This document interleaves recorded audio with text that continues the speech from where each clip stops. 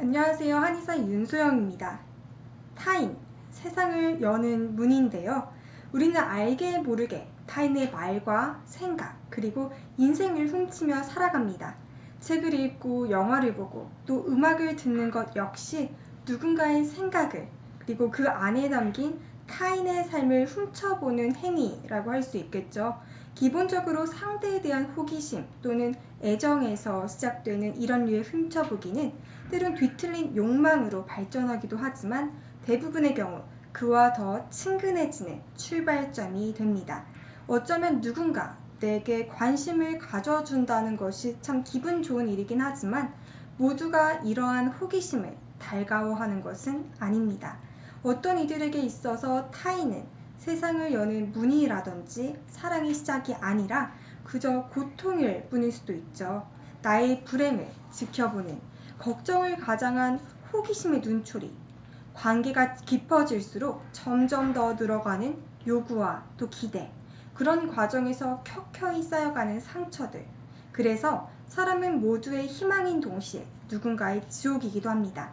이렇듯 선한 의도와 악한 결과가 공존하는 타인을 다룬 영화 타인의 삶 소개 시작하도록 하겠습니다. 영화 타인의 삶은 베를린 장벽이 무너지기 5년 전 동독을 배경으로 자신의 신념을 맹신하는 냉철한 비밀경찰 비즐러가 자유와 예술을 끝없이 참여하는 예술가 부부인 동독 최고의 극작가인 드라이만과 아름다운 배우 크리스타를 감시하면서 전개되는 이야기입니다.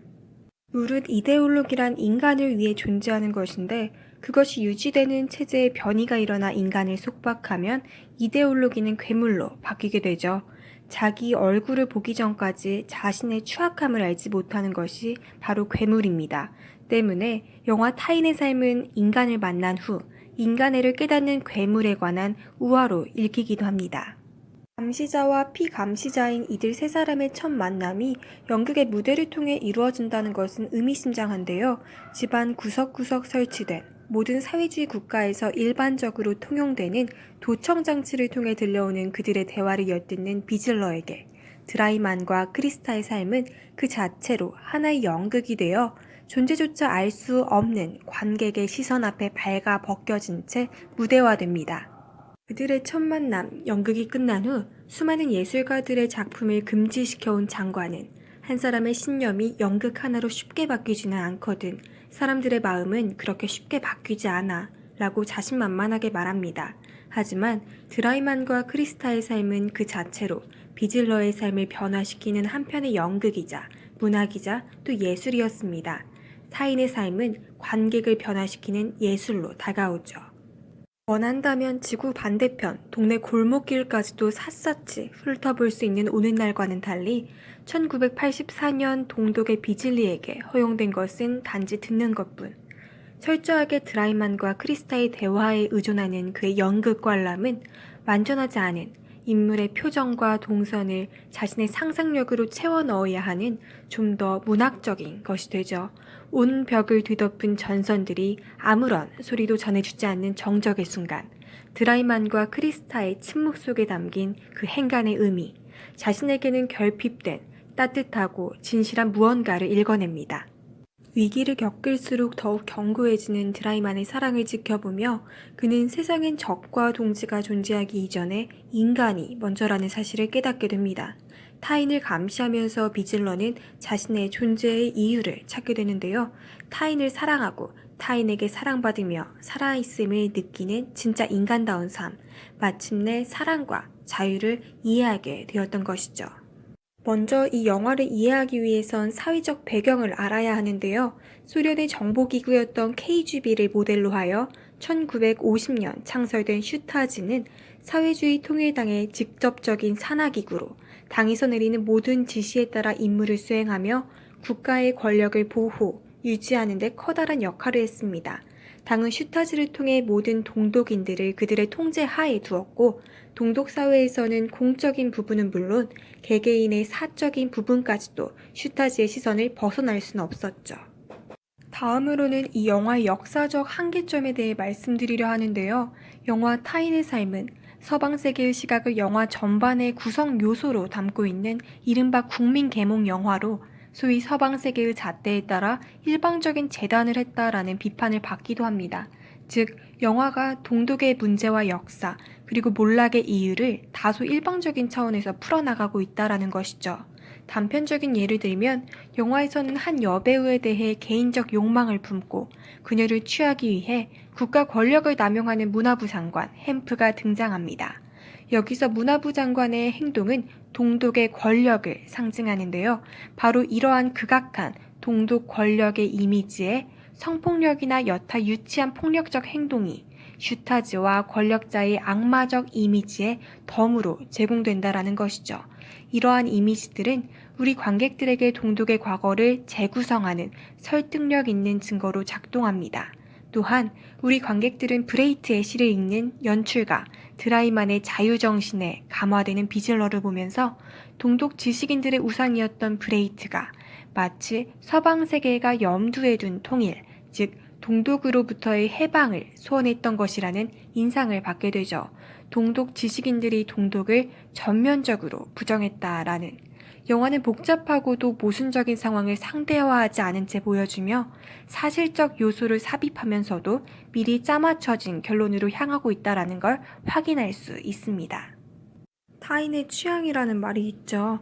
그 사람이 싫어하면 자신도 싫어하게 되고 그 사람이 좋아하면 자신도 좋아하게 되는, 자신도 모르는 사이에 닮아가는 이 타인의 취향, 타인의 삶 또한 이와 크게 다르지 않는데요. 어느 타인의 삶을 일거수일투족 지켜본다라는 것은 자신의 삶보다 그의 삶에 더 근접해 있다라는 것이며 그 삶에 몰입해 있을수록 동화되기란 더 쉬워집니다.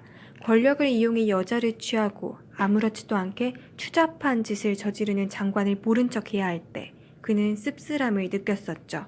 장관에게 성관계를 강요당하고 돌아온 크리스티나가 침대에 웅크리고 누워 연인인 드라이만에게 그냥 안아줘라고 하는 그 말에 숨어있는 고통을 이해하게 되었으며 사람이 사람에게 어떻게 위안이 되는지, 체온과 옮기는 처참한 마음을 어떻게 위로하는가와 같은 것들도 차차 알게 됩니다. 인간에 대한 진심과 자유에 대해 조금씩 고민하게 되고 이를 채워주지 못하는 체제에 대해 허탈감을 느끼게 되면서 감시자였던 그는 피감시자들의 삶에 동화되고 공감하게 되었던 것입니다. 비즐러의 태도를 변화시키는데 이 예술이란 것이 큰 역할을 했는데요. 예술이란 큰 의미에서 인생의 여러 조건을 이해하고 그 조건을 더욱더 흥미있고 멋진 것으로 전환시키는 지적인 과정을 가리킵니다. 즉 예술은 인생을 명확하고 강렬하게 이해시키는 것이죠. 이 예술이란 것은 한 인간의 삶을 바꾸기도 하고 인간의 인간성에 변화를 주기도 합니다. 삶의 원동력이 되고 감정을 승화시키는 이 예술이란 것은 주변을 좀 더 깊고 넓게 볼 수 있는 시야의 범위를 확장시키고 마음속 공허함을 채우게끔 해주기도 하는 것입니다.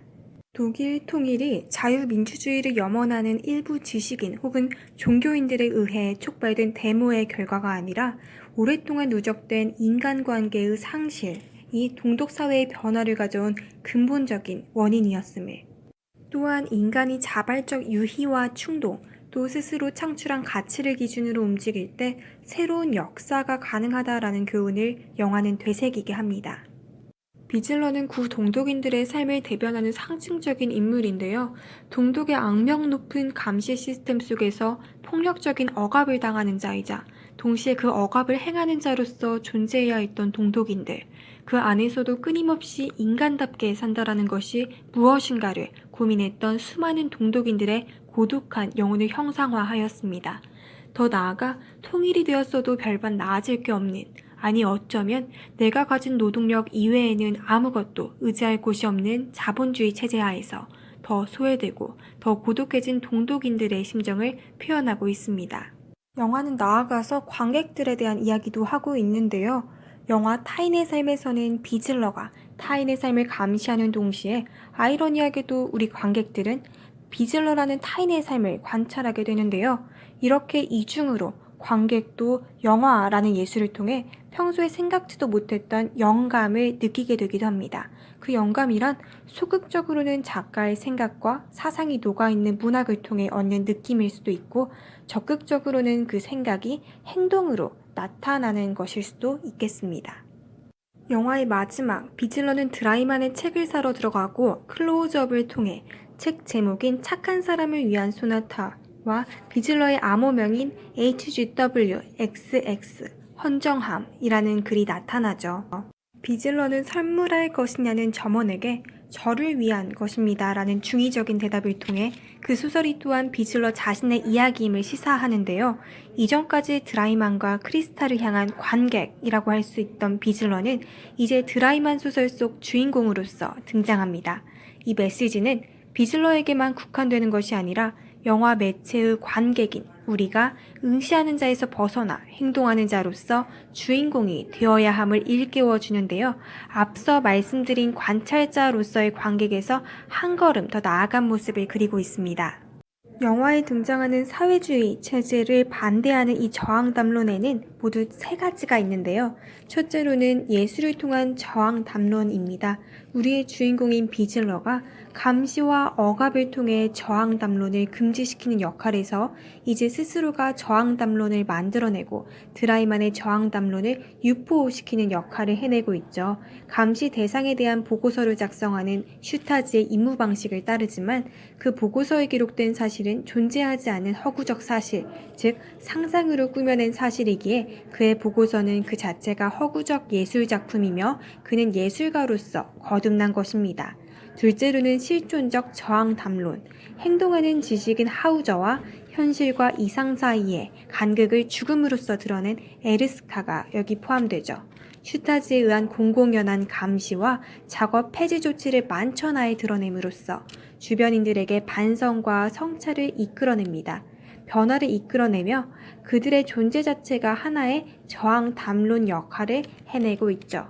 마지막으로 위반적 글쓰기인데요. 글쓰기를 통한 문학적 담론으로 저항 담론을 유포하는 드라이만이 있습니다. 드라이만을 살펴보면 이성과 멀어진 현실, 사회주의에 대한 인식과 주변에서 일어나는 일련의 사건들, 즉 공개적 감시 대상인 하우저의 삶이나 에르스카의 자살, 연인인 크리스타의 위협받는 현실이 자신을 변화시켰고 자신을 도운 제3의 인물 비즐러가 존재했죠.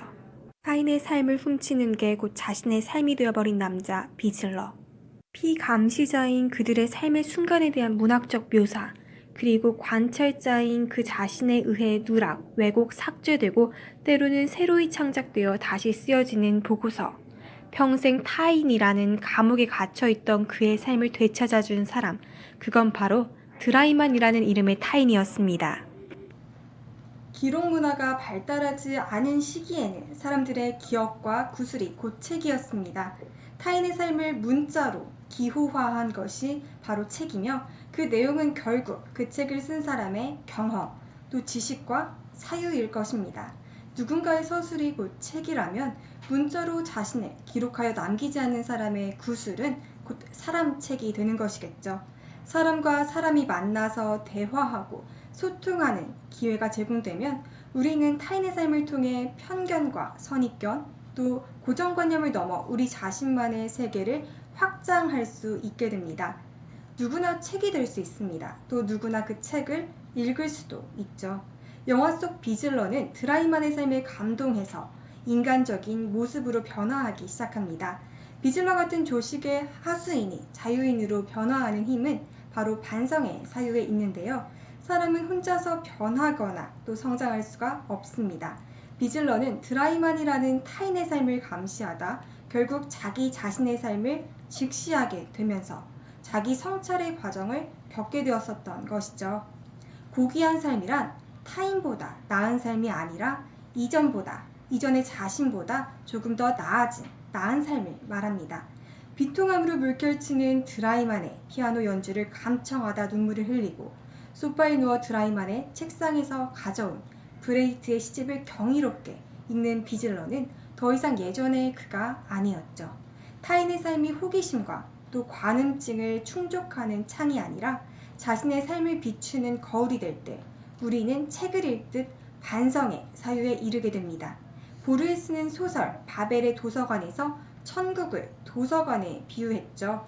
사람을 책으로 여겨 서로 읽고 또 배울 수 있다면 그리하여 타인의 삶을 읽고 성찰하여 과거의 자신보다 조금 더 나은 삶을 살아갈 수 있다면 사람책을 모아둔 도서관 같은 이 세상이 천국을 닮아가지 않을까 하는 생각이 듭니다. 지금까지 들어주셔서 감사합니다.